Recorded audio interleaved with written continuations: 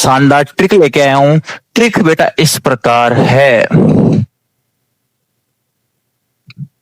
मिली मुझे या मिली मेरी नैना, मिली मेरी नैना पीकर फार्म में।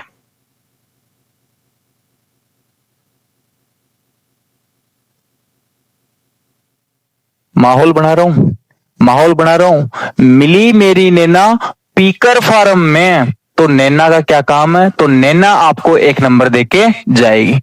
तो देखो मिली का मतलब हो जाएगा बेटा मिली, क्या हो जाएगा मिली।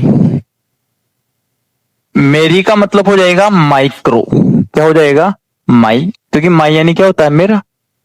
नैना का मतलब बेटा हो जाएगा नैनो, क्या हो जाएगा नैनो। पीकर का मतलब हो जाएगा पीको, और फर्मी फार्म का मतलब क्या हो जाएगा बेटा फर्मी। अब ये क्या बीमारी है इसको पहले समझना। जैसे मैं लिखता हूं 1 किलोमीटर, अब आपको पता है मीटर तो सब जानते हैं, तो 1 किलो, इस किलो की वजह से बोलो 1000 से गुणा करते हैं कि नहीं करते, करते हैं ना।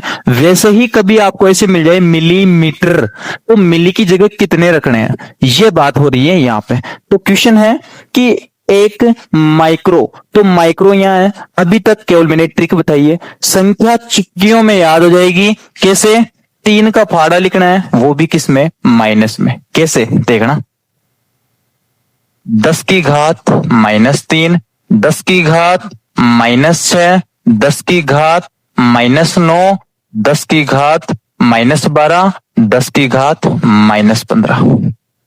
जो बच्चे रटते रहते हैं मात्र चुटकी बजाते, नैना इसको याद करा देगी। ट्रिक क्या है, मिली मेरी नैना पीकर फार्म में, इसीलिए ट्रिकों का किंग कहते हैं।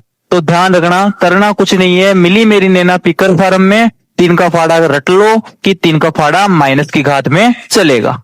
तो एग्जामिनर ने क्वेश्चन पुटअप किया कि एक माइक्रो किसके बराबर होता है, तो बताइए माइक्रो किसके बराबर होता है बेटा 10 की घात -6, और बिफोर बेबी इस क्वेश्चन का जवाब हो जाएगा।